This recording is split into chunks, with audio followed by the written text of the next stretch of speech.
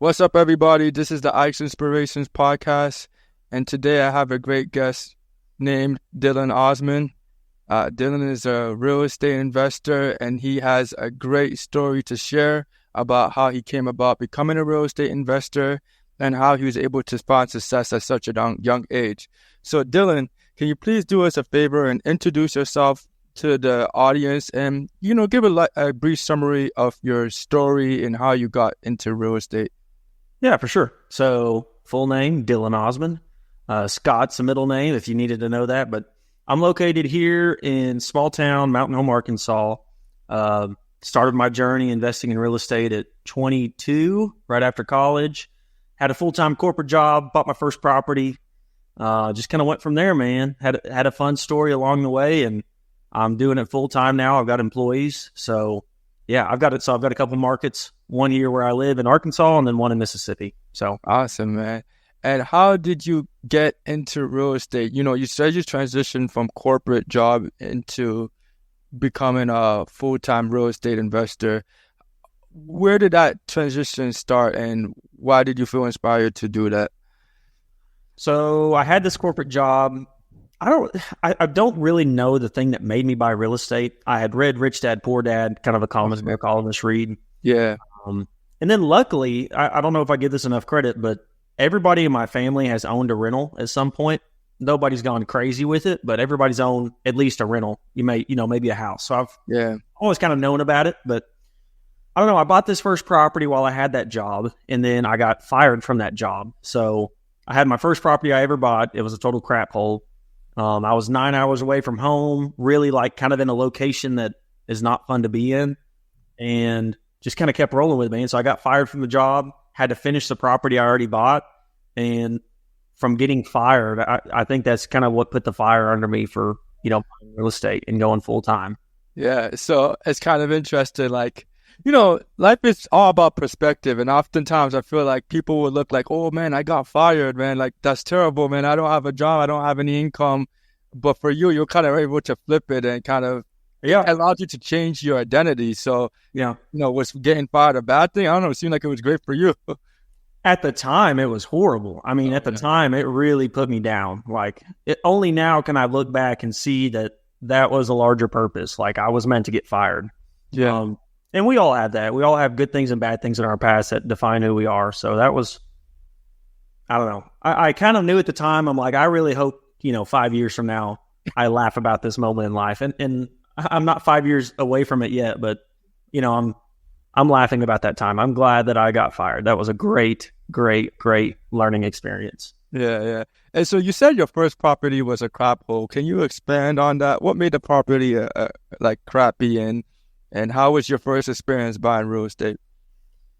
Oh, I don't know what I can say about that property that wasn't crappy. It was man, it was in really bad shape. Everything that could be wrong with the property was wrong about it.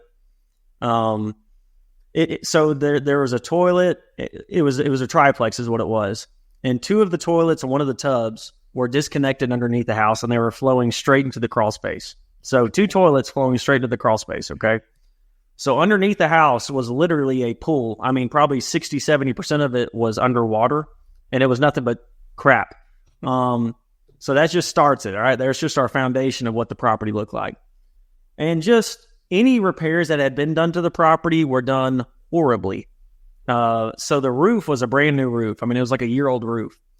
And there was a dish satellite on the roof. Well, instead of taking the satellite off, roofing, and putting the satellite back on, they literally just laid shingles up the shaft of the satellite roof. So there's just stuff like that, okay? I don't know if y'all can see that in your head, but there is a metal pole coming out of the roof, and they literally just kind of angled the shingles up the shaft of this dish satellite. Like, that's what they did. It was just horrible, dude. Everything was wrong with it.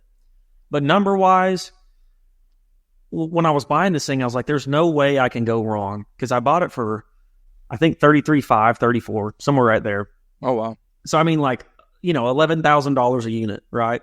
Yeah. And the current rent that it was bringing in, at least what I was told at the time, was $1,000 a month. And all I knew then was the 1% rule or the 2% rule, right? And this was a 3% deal. So I was like, there's no way. There's nothing here I'm missing. Like it's almost like looking back that I was like blind seeing all that stuff. Genuinely.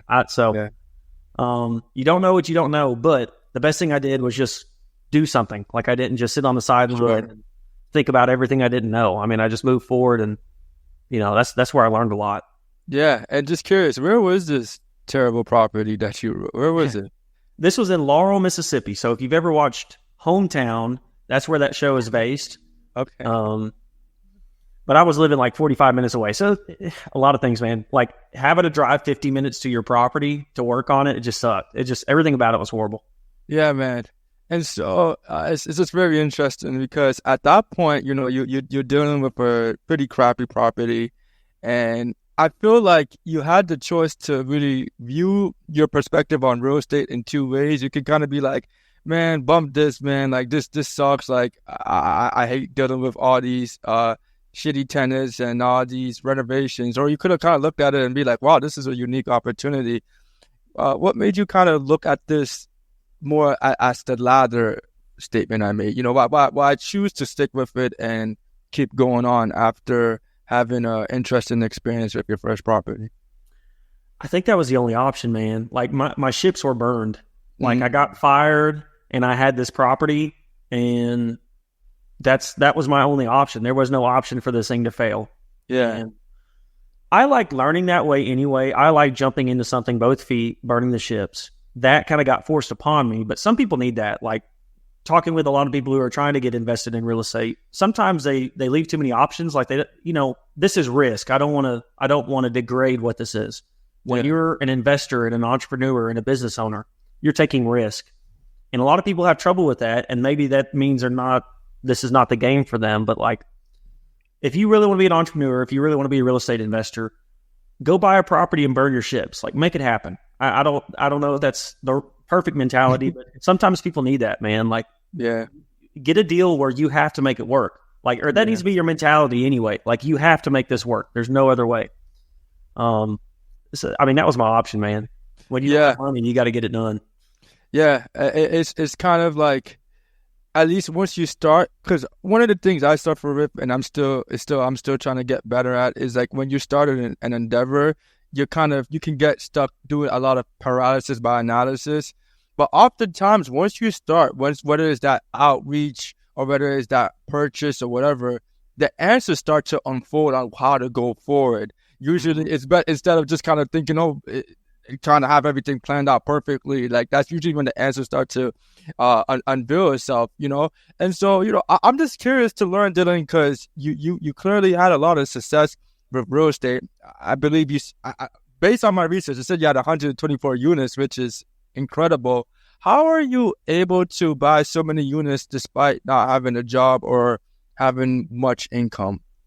So this all happened here in 2020. I bought this property right when COVID happened. Early 2021, I invested in education. So I had joined Henry Washington's private mastermind group. It's awesome. So shout out to Henry. I owe him so much. But anyway, I joined that group and he taught me how to find deals. And that's the number one skill I have ever learned. And that's what I'm really good at. I know how to find deals. I know what a good deal looks like. I know how to get a hold of sellers. I know how to talk to sellers. I know how to underwrite deals. I mean, the whole gamut. Like that's my skill set. And if somebody were to ask me, like, what's the number one thing you can learn in real estate? I want to say, learn how to find deals. That is a number one skill set. Gotcha. There's other skill sets that are super, super important, but finding deals is like the foundation, in my opinion. So we'll expand on that. How do you find deals, and how do you know what a good deal is? It depends on what we're looking for. Okay, so if we're looking for single family houses, the residential side, there's a whole gamut of education out there, but you want to learn direct to seller marketing. For me, I'm in small markets, not much competition. Direct mail works just fine. I would say any strategy I try to implement here would probably do okay, because again, there's not much competition. You get into these larger markets where there's a ton of competition, a lot of wholesalers. Just being a better direct to seller marketer is all I can say. I mean, getting the whole gamut of marketing, which is text messaging, cold calling, mail, SEO, pay-per-click. I mean, all these different things, right? There's hundreds of them. Just getting really good at that. So, we could go over what a good deal finder looks like, but it's doing what you say you're going to do, treating people with respect, helping sellers first. It's not about you and your money and how much money you can make on their house. It's about what situation can I help you solve? Yeah. Okay. That's all the residential side. I'm really focusing on commercial assets, buying larger stuff. Cool.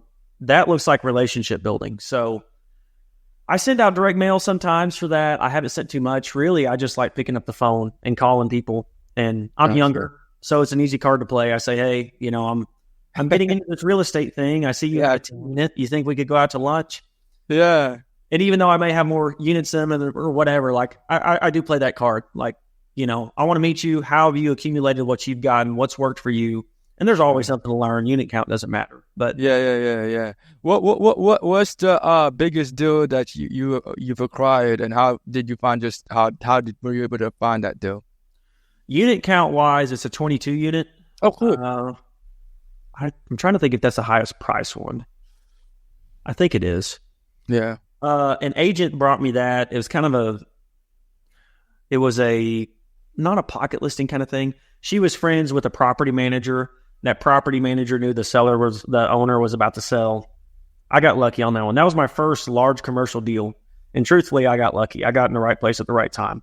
But I also, I can call it luck, but at the same time, like, I was meeting a lot of agents. So if I didn't spend the time to meet agents and talk to them, I wouldn't have found that deal either. But so that wound up and that was a $800,000 purchase. So I think that was the largest purchase we have made to date. We've had a couple of them that are right there at that 800,000 mark. So yeah. You say it's luck, but one of the quotes I like is they say luck is when preparation meets opportunity. Yeah, so clearly exactly. you were prepared, even though you weren't really expecting the moment. So going forward, you said that you're now transitioning into commercial real estate, which is interesting too, because that's something that I would like to do. I own a few residential properties. I've yet to dive into commercial real estate. How do you plan on going about that, and how have you been able to do that? Or have you been able to? You have a 22 unit. How have you been able? Do you plan on doing that more? And why are you interested in commercial real estate as opposed to residential? My goal has always been to scale. Okay. Why I can't necessarily tell you, except that I love what I do, and why not? I love the creative side of larger deals. I love taking a puzzle and seeing how you can make it work. And I feel like I get a lot more of that on the commercial deals, talking specifically like seller finance. And I love challenges, man. I'm just being honest. I like doing stuff that's hard to do. Yeah. And taking down $1 million deal when you're 24 or 25, like that's hard to do. Like if you don't have money, it's difficult to do. Yeah. And I love hearing somebody say you can't do something and then just going to prove them wrong. Like that's just fun. So I don't know. I think the bigger deal has come out of like, I've done enough single family now that it's not that I don't enjoy it anymore. I just don't get as much excitement, versus a 30 unit on my plate, man, it's got me like up at night thinking about it. So, yeah. So it's the bigger the game, the bigger the challenge, and the more fun it becomes. Yeah, it's like a video game where you kind of level up. You beat level 1, level 2, level 3. Yeah, you just getting too easy. I want to level up and go higher. And the sellers you meet are incredible. You meet very high intellectual people who are very hard workers and very successful. Right, you're talking to people who own millions and millions and millions of dollars worth of real estate. Their net worth is millions and millions and millions, and it's fun talking to people like that. Being in the room, seeing how they're doing it. We don't do it for the money. I think a lot of us actually just do it because it is a game. It's a challenge. It's fun. Yeah, the money's just a cherry on top. A bonus. Yeah. So for the first, for those people who are watching and may have not started real estate, we can start small and talk about your experience with purchasing and acquiring single family houses. How many do you have, and how were you able to purchase them consistently? I don't have an exact number. Between partnerships and my own stuff, I've probably got, 20 to 30 units that are in that 1 to 4 range. So they're either single family house or a duplex or maybe it's 30 to 40. Probably 20 houses, I'd say, give or take. And I should preface that. I think this is important because you get a lot of syndicators that like to fluff about how many units they have. I do have 124 units, but probably half of that, if not more, is owned with partnership, 50-50 partnership. So I do want to clarify, like I don't own 100% equity in all of that.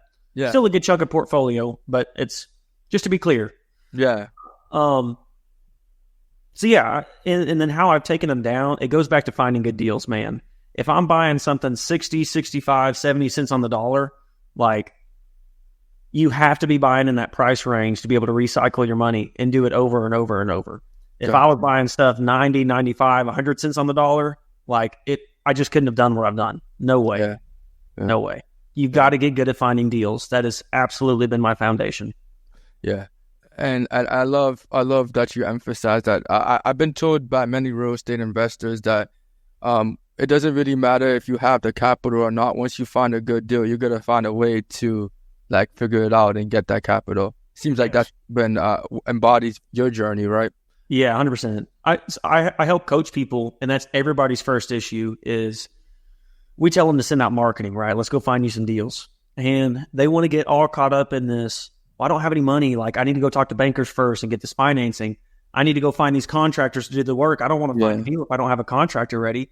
And I need to find the perfect name for my LLC. And I need to make sure my marketing looks perfect. And what if a tenant sues me? Like, how do I manage? And it's like they have all these problems that they're trying to fix, and they don't even have a problem yet. It's like, find your freaking deal. You find something that's 60, 65, 70 cents on the dollar, and you have no problems, right? Yeah. Yes, there's still work to do after you find a great deal. I'm not negating that. But what I'm saying is it makes the whole rest of the puzzle a lot easier when you start with that first part, which is having a good deal. Yeah. And so what is actually a good deal? Can we like clarify that? Like, can we go more? I know you said 65, 70 cents on a dollar, which makes sense, but can we like kind of specify on that? Are there any metrics or any numbers we should look out for? Or, you mentioned the 1% rule, you want to clarify on what a good deal is. Yeah. So maybe I should separate it by what you're doing. If you're doing a flip, sure, that's going to be individualistic on what you think is a good deal, because some people are willing to make 20,000 on a flip where I'm willing to make 40,000. Yeah. I don't have a perfect formula for flips, but make sure you're analyzing them right. Make sure you're accounting for holding, selling, and closing costs. Make sure you're accounting for your rehab properly. Make sure you're executing that right. And then what makes a good flip after that is up to you. Okay. When we're talking about rentals, I think long-term holds, stuff that we're refinancing money out of, the reason you don't want to be over 70, maybe even 75 cents on the dollar is because we're trying to recycle our money, right? We're trying to do BRRRRs, which I'm not going to go into that. We all know what a BRRRR is. Yeah. But the banks are going to finance you 75, 80% of their appraised value. And when we're getting over that metric, we're going to have money that's left in the deal. And that's not repeatable unless you're just making a lot of money. So that's why it's really important. And not to be too vague, what does a 65 cent on the dollar deal look like? Well, if you've got a $100,000 house that rents, forget rents for a second, you want to be all in on that house, $65,000, $70,000, right? It's an easy equation. When I'm saying 60, 65, 70 cents on the dollar, I want at least a 30 to 40% discount on that property. Rent-wise, so that's just talking equity. Rent-wise, what I want in a rental, the way I'm looking at stuff right now, because interest rates are kind of high, if I can get into a deal and have no money in it, and it at least break evens, I'm buying that deal. That's the first scenario I run it. The second scenario I run it is, if I have to have 20% in that deal, what's my cash on cash return? Again, that's individual preference, but cash on cash return needs to be the most important metric you look at. That's the only thing that is a true gauge of what you want. I value my cash very, very much because I don't have much of it. So I'm wanting at least, I would think, a 20, 25% cash on cash return. Like, I want a stupid high cash on cash return. I want credit card debt on that thing. You know what I mean? but most of the time I don't have money in deals, so I don't ever hit that metric. But I just want to know if for some reason something goes wrong and I have to have money in this deal, what's my cash on cash return? So that's how I run my rentals. Oh, gotcha, man. And so you mentioned something interesting where you said you're able to purchase properties with no money down, which is something everyone is trying to do to an extent, or try to purchase properties with as little capital as possible. Can you give some examples or stories of how you were able to do that? Yeah.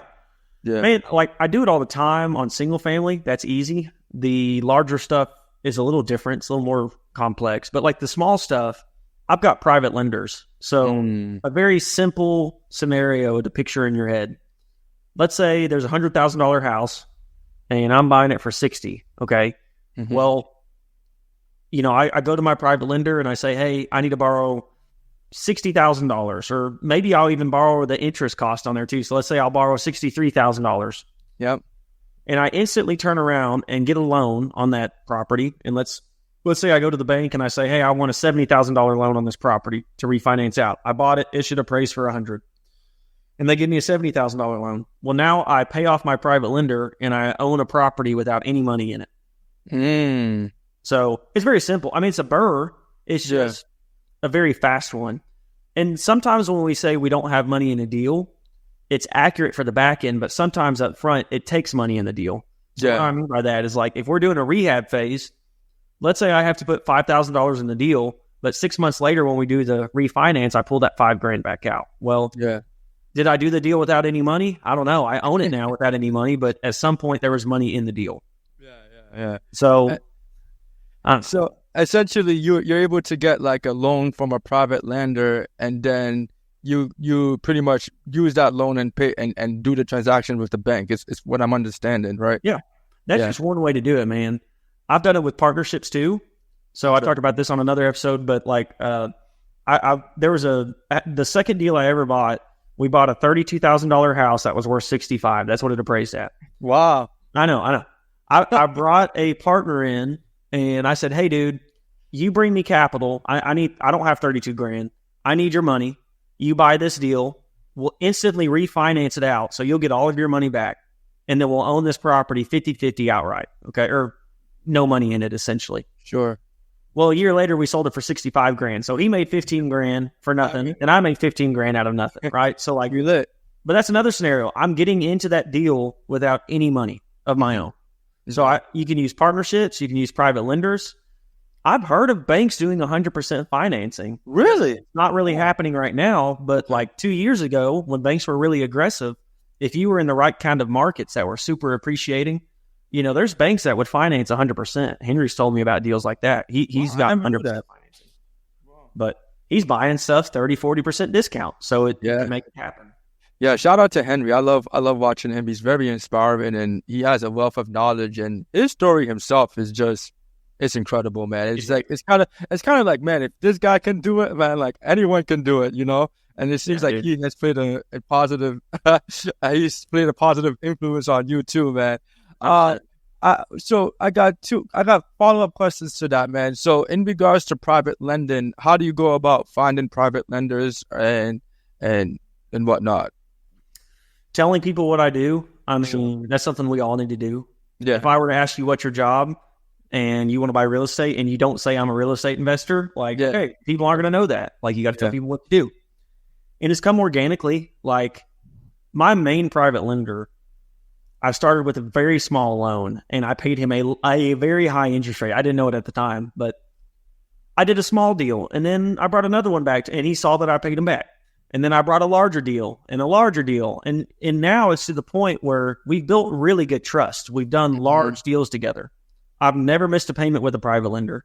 You know, I let people start small with private loans. And sometimes, even if I don't need their money, sometimes I may do a loan with somebody and pay them back after a month just to show them, like, hey, I pay you back, right? Yeah. Private lenders are a trust game, man. It's not about the deal. It's about trust between you and them. I really believe that. So everybody knows wealthy people in this life. If you don't, then, you know, change your crowd, I guess. But talk to those wealthy folks, man. People love real estate. People love real estate. It's a sexy topic. And you need to word it not like you're borrowing money from them. You need to word it like a partnership. Like, hey, I'm needing people to partner with me and help me take down deals. You know, I need debt.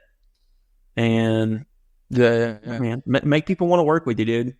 I've had people approach me that I haven't approached, and they're like, hey, I know what you're doing.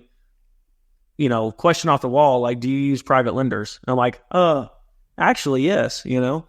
That guy's been a big private lender. I've got $150K from him sitting in different rentals right now. So. Yeah. And I'm just curious, like, you were able to pay these people, some of these lenders off immediately back, because I'm assuming after their transaction, you would immediately refinance it, take back the money, and then pay them back, right? Yeah. Is that, that makes a lot of sense. Interesting. So, one of the things, and I'm sure some people may be looking at this, and probably more conservative folks, and be like, man, this kid is taking a lot of debt. Like, does it sound like there's a lot of, I don't know, does it seem like there's a lot of income coming? And it seems like, if one thing goes wrong, like maybe like a 2008 market, like everything can just fall and he's screwed, and like, it seems like he's over leveraged.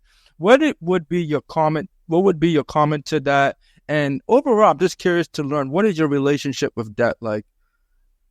I think that's a fair concern. It's not a concern that I haven't had. Speaking candidly, talking about risk and debt, I'm 24 years old when I started taking on all this debt.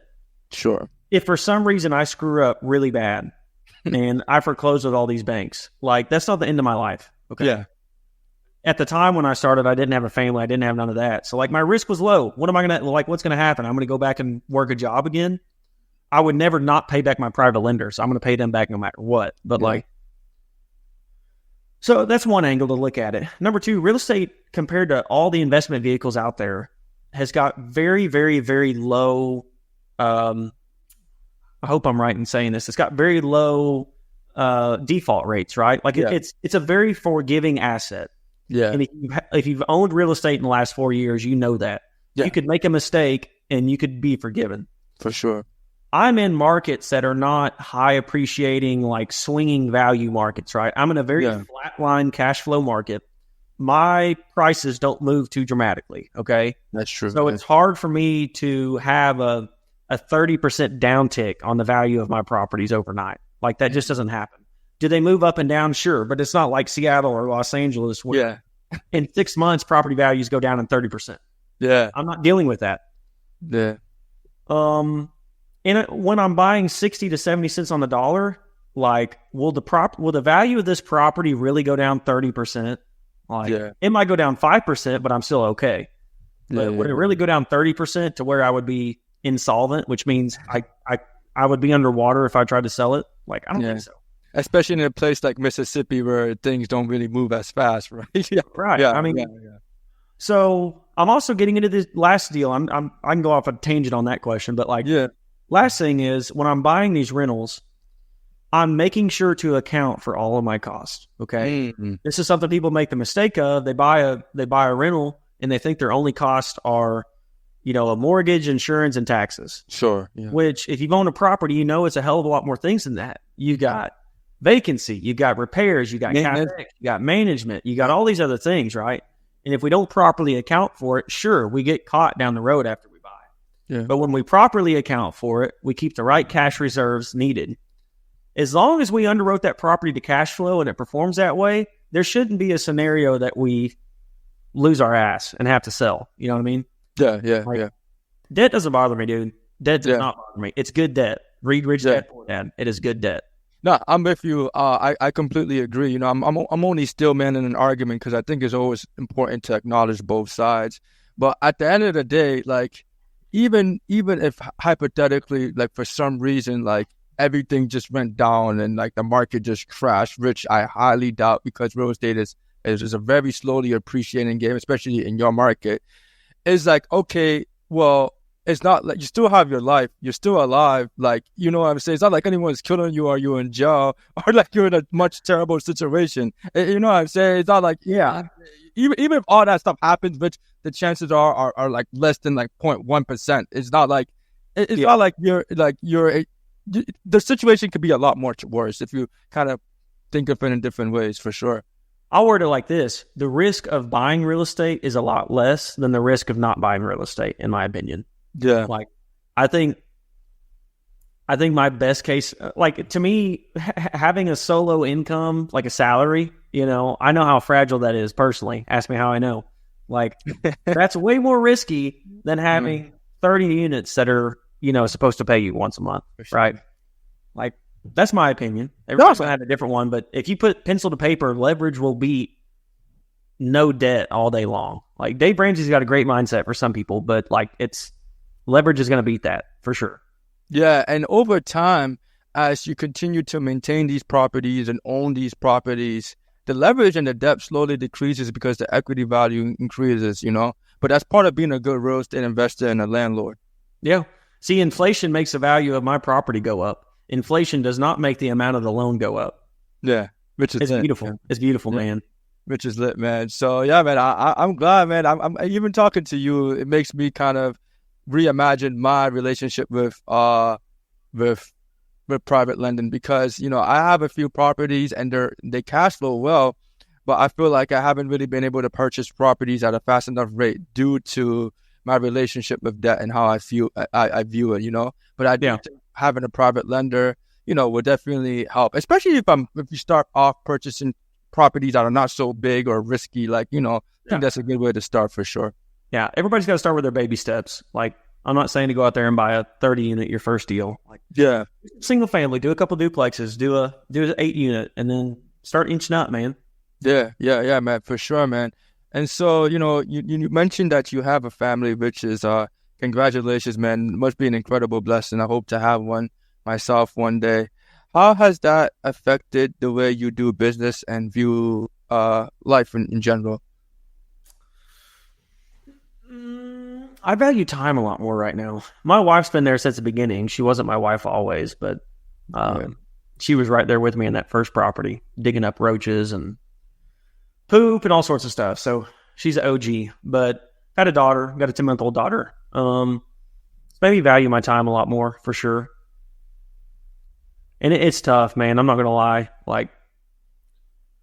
When I was coaching people without a kid, I was looking at moms in the face with 3 kids and saying you're just going to have to sacrifice if you want this. And I didn't know what sacrifice was back then. And so I understand. I understand when people out there have kids and how difficult it is to get the ball rolling. It is not easy. But I'll say this also, when you have kids and you have that situation, you've got a better reason than anybody to succeed. You should have more motivation than me to go succeed and kick my butt, right? Yeah. So, I don't know. Double-edged sword. Yeah, it's a weird balance. So how do you kind of navigate having a family and having a successful business? Do you prioritize one or do you have a structure of doing things?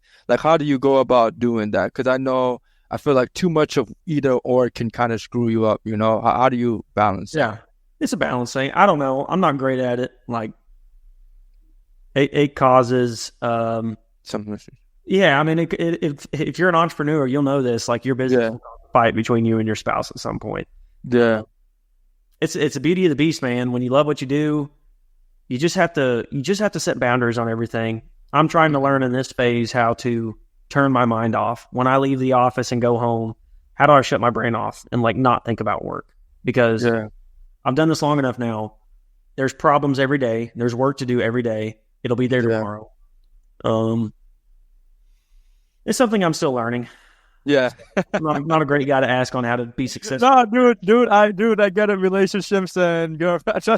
That's one of the reasons why I asked, to be honest, because I don't have a girlfriend now, but I had a girlfriend in the past, and I remember I had a lot of goals, and that was an issue. And I know for other entrepreneurs or real estate investors, it could be an issue because it seems like with a lot of women, a lot of issues can be a battle for your time, but for you, a lot of business requires your time. So, that's why I was just curious to ask, because I know it's an issue. Not just I had it, but also other entrepreneurs.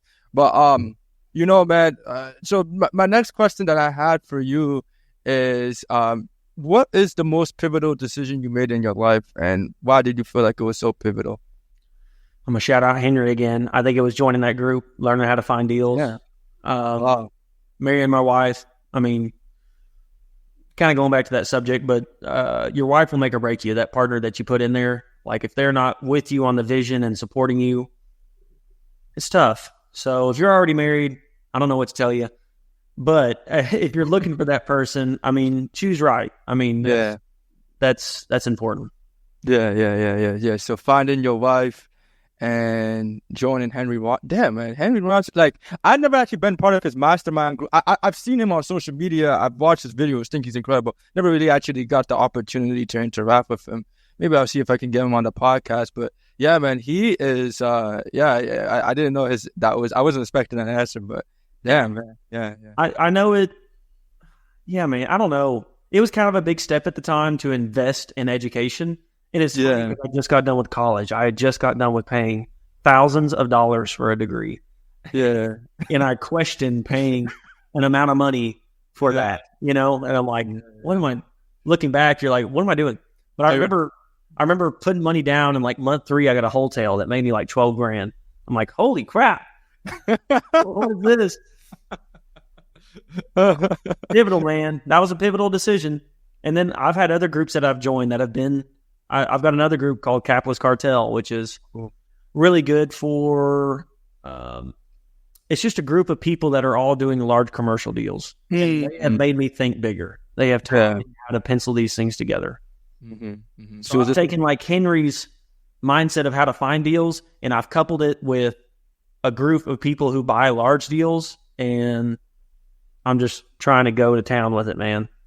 Yeah, it seems like you're putting yourself in better positions to be around greater people who make you think differently, who make you expand your mindset, and ultimately makes you a greater person. Yeah, 100%. Yeah, man. That definitely glad to hear that. And so we talked about, and just curious, because you're saying that joining Henry's thing and was one of your most pivotal decisions. At the time, it probably didn't feel like that, right? Or did it feel like that? Or were you like, oh man, this is good, I'm lit, like I'm about to do all these deals? Did you feel like that at the time? Just curious. I don't know. I had already done some direct to seller marketing before joining his group. Yeah, I bought that single family house, and then I bought a quadplex. I don't know what made me decide it, man. I think sometimes it's just fate lining you up with the right people. I had heard his podcast on Bigger Pockets, reached out to him, had a phone call with him, and just liked him, in general. And I don't think there was anything at the time saying like, this is the guy I need to join. I mean, he was the only guy I talked to. He's like, hey, I've got this group. I think he'd be a good fit. Yeah. And man, I think it was just fate, because he's a really good friend of mine, and he's been instrumental in me, really. Yeah, man. Yeah, must be a blessing to have him by your side. So we talked about what are some of the most pivotal decisions in your life. Can we talk about some of the biggest failures you've had, or what is one of the biggest failures you've had, or most difficult experience you went through? And how did you overcome that? What did you feel like you learned from that? And, there's any stories that you may have in regards to it? I don't know. A lot of failures. I won't say that first deal, because the first deal, I almost hate to view anything as a failure, because it's all just been part of the learning curve. Like, sure. It's just, that's how I look at it now. At the time, it felt like a huge F up, but yeah. Looking back, I wish I had learned other ways to take down deals than partnerships. And this is no diss towards my partnerships. I love my partners and I'm partners with. But as I've moved along, I value partnerships less and less. I'm able to take down the deal solo now. So sure. I try not to give away my equity more now. I did a lot of partnerships up front on deals that I didn't have to. If I knew then what I knew now, I would have taken them down without partners. But that's no diss towards my partners, no regret. They've actually absolutely gotten me where I'm at. They took a risk on me. Yeah. And it's not even a failure. It's just something I've changed. Learned. Yeah. That's one. And then 2, I wish I would have flipped a couple of more along my journey. Because once I learned how to find deals, dude, I freaking kept everything. Like, everything I could find, I was buying. And it was like, I'd buy something, get a $40,000 line of credit, go buy something else, and then get a $40,000 line of credit, and then go buy something. And like, I was just leveraging deal to deal to deal to deal. And it's fine. It's fine. It worked out, whatever. But I wish I would have just, like, there was moments where I had 40, 50 units, however it was, and I'd have like $2,000 in the bank account. It's like, wow, this is risky. Yeah. Looking back, it's very risky. Yeah. So keeping some of my liquidity higher through the journey, flipping a couple more. It's good to see a paycheck coming back. It's like a rental's good. It's fun closing on a rental, but you're not making money on that rental for a couple of years. Yeah. A flip is instant gratitude. Chris Root explains it really well. There's fast money, slow money, and medium money. Yeah. And it's a balance. You got to have all three, right? Your fast money is going to be like your W-2, stuff like that. Your medium money is going to be like flips. Your short money is going to be the rentals. Or I'm sorry, long money is going to be the rentals. Having a balance. I didn't have a very good balance. Yeah, bro. Say that one more time because that's kind of resonated with me. Your fast money, say that one more time for me, boss. Fast money, medium money, slow money. Yeah. Your fast money is going to be transactional things, right? Things that you're getting paid for.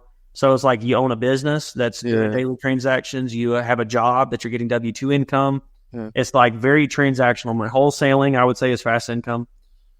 Flips are going to be medium money, right? Because they're 3 to 6 months out, but they're a good check. I would put short-term rentals as medium money. They're a lot more active, but they also make a lot more money, Yeah. And I'd put long-term rentals in like that slow money pocket, just long-term holdings that over time, those are going to build you wealth. Yeah. I like that, bro. Yeah, I think never looked at it like that, but I do think it's good to have a balance of all three done, so it can kind of allow you to do each one of them kind of consistently. Which that's interesting. It's also interesting what you said about partnerships and how you feel like looking back, you kind of wish you did less of them. Not to disrespect the people that you worked with. But it's interesting. I've spoken to other real estate investors and people in the field, and they all seem to say the same thing. I had this guy who does a lot of commercial real estate transactions on. His name is Tyler Kuble, very successful commercial real estate investor. And I asked him the same thing, and he had a similar response. He's like, yeah, man, like, I kind of wish I did less partnerships. And it's kind of interesting because I feel like I'm looking at y'all, and I'm like, yo, partnerships seems like is what allowed you to scale so quickly and get so much. But then when I ask people like, yo, you're like, I wish I did less of it. It's necessary. Like, I'm nothing against them. Everybody's going to do them. Yeah. But it may work. A partnership may work at the time that you do the partnership, but people change. Like, my investment strategy changes the year after we started that partnership. Their investment strategy changes a year. Their life changes. My life changes. In 3 years from that point, we're like, okay, like, I'm glad we did this deal, but, I wouldn't do it now. Here's another thing that I didn't even realize, dude. Sure. Bookkeeping and taxes is a pain in the ass when you have 5 different partnerships, okay?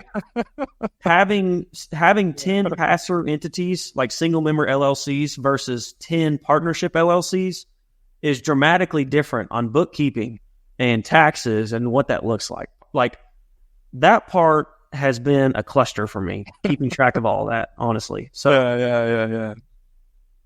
And like, I think early on when you're doing partnerships, if you don't do a good job of specifying roles, it can get dirty. Again, I get busy, they get busy, and life moves on, but the deal's not performing. So like, I think when 2 people are sharing the same task, it gets missed. So it's very important for everybody to have ownership over what they're supposed to do, whether it's in a partnership. Well, when you own something outright, there's no ambiguity about who's responsible for what. It's like, you own this. This is yours. This is your baby. Yeah, man. And so what you're saying is very interesting to me. One of my questions to you is, how do you go about communicating roles so that people know what can have fair expectations? The reason why I asked this, man, is because, you and I are both entrepreneurs. We're both into business, and you probably heard a lot of stories of people having terrible partnerships and terrible experiences with other people. And fortunately for you, for the most part, it worked towards your advantage. But I've heard, honestly, I feel like I've heard more fair stories of failing partnerships than actual successful ones. And I feel like every time I talk to my friends or people about it, it always seems to be like people don't have realistic expectations of what each side was supposed to do. Everyone kind of has what they think they were going to do. Yeah. What they're going to, So how do you go about communicating these issues so that people don't have these problems? It takes maturity. Honestly, it takes like just putting on your business hat and saying, this is what I'm good at. This is what I'm not good at. This is what I want to do. This is what I don't want to do. And if the other person doesn't like match that, if their strengths don't complement your weaknesses and vice versa, it may not be a good partnership. Like, just being friends with somebody doesn't make it a good partnership. Yeah. So yeah, I mean, and then luckily I had got, like, when you get into a partnership, you're marrying somebody, right? You're getting into that room. And luckily, all the partners I've partnered with have great morals, great ethics. Obviously we've come across problems, disagreements, but Sure. luckily I've been blessed to be in partnerships that are mature enough to work through those. And that's what you got to do. Like, you can't let a business partnership disagreement affect who you are as a human and personally and your morals. And it does, man. Yeah. Making money and losing money will change people. Yeah. Yeah. So when you join a partnership, this is one of my rules. I want to stay the night at your house, right? Like, I want to know. Really? Like, I'm not saying sleep with you, but like, I want to sleep at your house. I want to stay the night. What does your family look like? How do you, like, I want to know you. It's that kind of thing. I've got to know your butt, because when and if things get bad, are you going to just like leave me high and dry, or are you going to fight with me? Interesting, man. Those are questions you got to know, man. Partnerships they're risky. I agree, man. They say it ain't business, it's person. I mean, they say it ain't personal, it's just business. Yeah. But I don't know, man. I've always had an interesting dilemma with that quote, because for a lot of people, like, forget the money aspect of real estate. Like, this is your life, bro. Like, you do this every day. Like even if you're making money or not, you're spending so much time on it. So when it's hard not to make a situation personal when you have such a strong identity attachment to what you do, right? Yep. Yeah. So, honestly, like, I'm not the perfect partner either. No weakness of mine. I'd say I'm a little bit of a perfectionist, a little bit of a control freak, even though I don't want to be. But sometimes if I see like something not operating how it should or where it should, and I think I have a better way, it's hard to stomach that. If it's the other person's responsibility, it's hard to see something that's not. And then that's a hard conversation. Like, it's not my position to micromanage what you're doing, nor is it vice versa. But like, oh, dude, like it makes it a hard conversation, especially when you're buying larger stuff, right? Yeah. When you're buying larger stuff, execution is really important. Just because we underwrite a deal to perform a certain way doesn't mean it's going to perform that way unless we execute it. You can apply that to anything, small deals, large deals, but really large deals. And so partnerships, if you got partnerships on those and each one has responsibilities, I mean, it's important that everybody pulls their weight and does what they're supposed to do. I mean, that affects you, right? Like, what they do affects you. So it's tough. It's tough. No, it's tough, man, and it's kind of like what we kind of been talking about in general. I mean, at the end of the day, bro, all this is just people's game. All this real estate stuff is just you're talking to the right person, you're learning how to communicate to them, whether you're speaking to a mortgage broker or a loan officer or like a private lender or whatever, like a realtor. Like, all of this is just the ability to communicate really well and explain what you're doing. And that's something that I honestly ask God for a lot. Even before this podcast, I just asked me, like, yo, let me be able to communicate to this guy properly so that we can make a good podcast. And it's something that I feel like it's an everlasting battle. The ability to communicate with other people and kind of make your point come across without really making the issue become bigger than what it actually is, Yeah. It's fun, man. Yeah.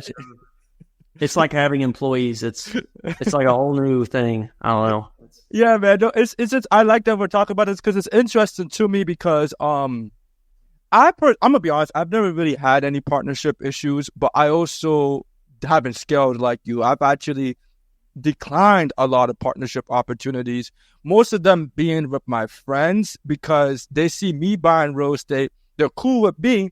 They've never bought real estate themselves, and they're like, you're so smart. Like, let's partner. And I always say no to them, mostly because I don't like working with somebody who has never actually done something that, like, if you had a lot of properties yourself, it'll make me more likely to say yes. But then also, too, I kind of value my friendship more than I value the business. And I know, especially with two men, egos can really start to collide, man. That's a good lesson my grandpa gave me early on was only partner with people who are in a better financial situation than you. Yes. Only partner with bigger fish, essentially. Yeah.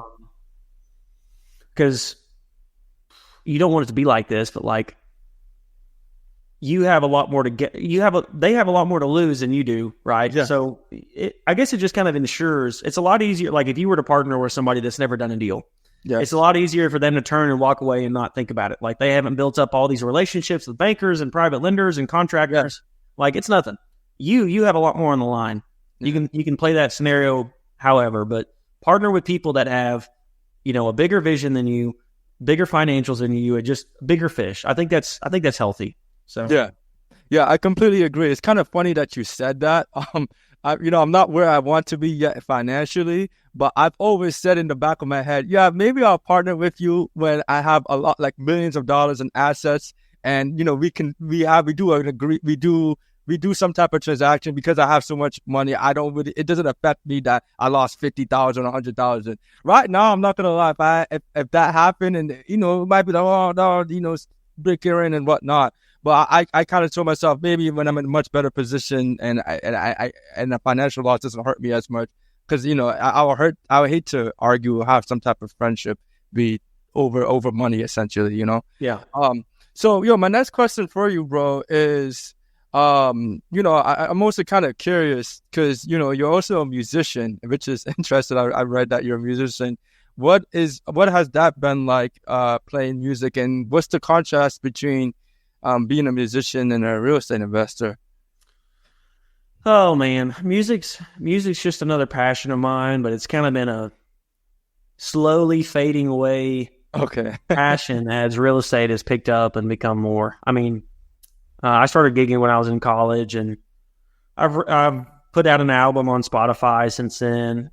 You may have seen it. It was in the top 10 Billboard. Okay. But no, I don't know, man. It's a passion, and now I play in my church. It's just a passion. I think it's healthy to have other things outside of your calling. Because real estate's my calling, not music. Yeah, real estate's a passion. I think it's healthy to have other passions outside of your calling. Like music's like my de-stressor. I can go sit on a guitar for 30 minutes and kind of forget about the day. Yeah. No, it's funny that you said that. I don't necessarily make music, but I also do DJing on the side for fun. And it's kind of like what you said. It helps me de-stress.